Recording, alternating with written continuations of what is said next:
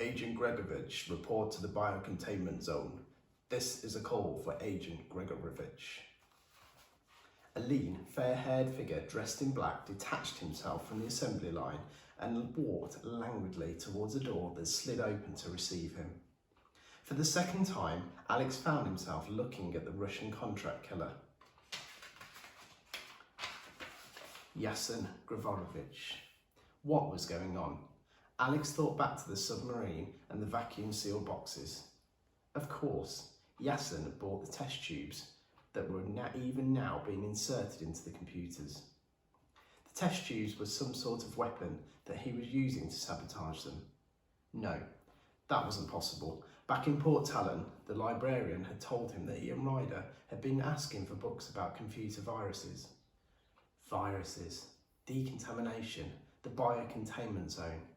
Understanding came, and with it something cold and solid jabbing into the back of his neck. Alex hadn't even heard the door open behind him, but he slowly stiffened as a voice spoke softly into his ear. Stand up. Keep your hands by your sides. If you make any sudden moves, I'll shoot you in the head. He looked slowly round. A single guard stood behind him, a gun in his hand. It was the sort of thing Alex had seen 1,000 times in films and on television, and he was shocked by how different the reality was. The gun was a Browning automatic pistol, and one twitch of the guard's finger would send a 9mm bullet shattering through his skull and into his brain. The very touch of it made him feel sick. He stood up. The guard was in his 20s, pale-faced and puzzled. Alex had never seen him before, but more importantly, he'd never seen Alex. He hadn't expected to come across a boy. That might help. Who are you? He asked. What are you doing here? I'm staying with Mr. Sale, Alex said. He stared at the gun. Why are you pointing that at me? I'm not doing anything wrong. He sounded pathetic, little boy lost, but it had the desired effect. The guard hesitated, slightly lowering the gun. At that moment, Alex struck. It was another classic karate blow, this time twisting his body around and driving his elbow into the side of the guard's head, just below his ear.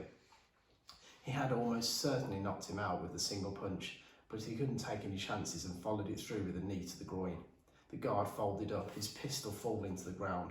Quickly, Alex dragged him back away from the railing. He looked down. Nobody had seen what had happened. But the guard wouldn't be unconscious long, and Alex knew he had to get out of there. Not just back up to the ground level, but out of Sale Enterprises itself. He had to contact Mr. Jones. He still didn't know how or why, but he knew now the Stormbreakers had been turned into killing machines. There were less than 17 hours until the launch at the Science Museum. Somehow Alex had to stop it from happening. He ran. The door at the end of the passage slid open and he found himself in a curving white corridor with windowless offices built into what must yet be more shafts of the Dosmery mine. He knew he couldn't go back to the way he'd come. He was too tired, and even if he could find his way through the mine, he'd never be able to manage a swim the second time. His only chance was the door that first led him in here. It led to the metal staircase that would bring him to D block. There was a telephone in his room. Failing that, he could use the Game Boy to transmit a message. But MI6 had to know what he'd found out. He reached the end of the corridor, then ducked back as 3 guards appeared, walking together towards a double set of doors. Fortunately, they hadn't seen him. Nobody knew he was there. He was going to be all right. And then the alarm went off. A klaxon, barking electronically along the corridors, leaping out from the corners, echoing everywhere. Overhead, a light began to flash red. The guards wheeled round and saw Alex. Unlike the guard on the observation platform, they didn't hesitate. As Alex dived headfirst through the nearest door, they brought up their machine guns and fired. Bullets slammed into the wall behind him and ricocheted along the passageway. Alex landed flat on his stomach and kicked out, slamming the door behind him. He straightened up, found a bolt and rammed it home. A second later, there was an explosive hammering on the other side as the guards fired at the door, but it was solid metal. It would hold. He was standing on a gantry leading down to a tangle of pipes and cylinders, like the boiler room of a ship. The alarm was as loud here as it had been in the main chamber. It seemed to be coming from everywhere. Alex leapt down the staircase 3 steps at a time and skidded to a halt, searching for a way out. He had a choice of 3 corridors, but then he heard the rattle of feet and knew his choice had just become 2. He wished now that he'd thought to pick up the Browning automatic. He was alone and unarmed, the only duck in the shooting gallery, with guns everywhere and no way out. Was this what MI6 had trained him for? If so, 11 days hadn't been enough. He ran on, weaving in and out of the pipes, trying every door he came to. A room with more spacesuits hanging on hooks, a shower room, another larger laboratory with a second door leading out, and in the middle, a glass tank shaped like a barrel and filled with green liquid. Tangles of rubber tubing sprouting out the tank, trays filled with test tubes all around. The barrel-shaped tank, the trays, Alex had seen them before, as vague outlines on his Game Boy. He must have been standing on the other side of the second door. He ran over to it. It was locked from the inside, electronically, by the glass identification plate against the wall. He would never be able to open it. He was trapped. Footsteps approached. Alex just had time to hide himself on the floor underneath one of the work surfaces before the first door was thrown open and 2 more guards ran into the laboratory. They took a quick look around without seeing him. "Not here," one of them said. "You better go up." One guard walked out of the way he'd come. The other went over to the second door and placed his hand on the glass panel. There was a green glow and the door buzzed loudly. The guard threw it open and disappeared. Alex rolled forward as the door swung shut and just managed to get his hand into the crack. He waited a moment, then stood up. He pulled the door open. As he had hoped, he was looking out into the unfinished passageway where he'd been surprised by Nadia Vol. The guard had already gone on ahead. Alex slipped out, closing the door behind him, cutting off the sound of the klaxon. He made his way up the metal stairs through a swing door. He was grateful to find himself back in the fresh air.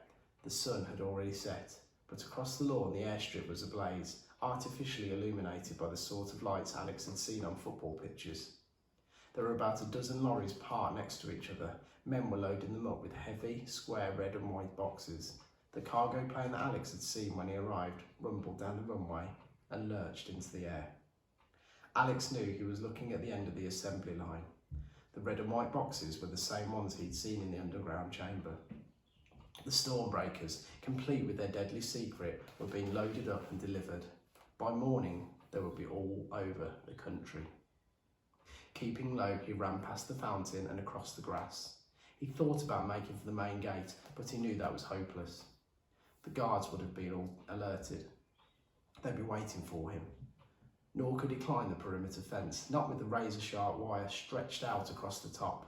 No, his own room seemed the best answer. The telephone was there, and so were his only weapons, the few gadgets that Smithers had given him 4 days, or was it 4 years ago. He entered the house through the kitchen, the same way he'd left it the night before. It was only 8 o'clock, but the whole place seemed to be deserted. He ran up the staircase and along the corridor to his room on the first floor. Slowly, he opened the door. It seemed his luck was holding out. There was nobody there. Without turning on the light, he went inside and snatched up the telephone.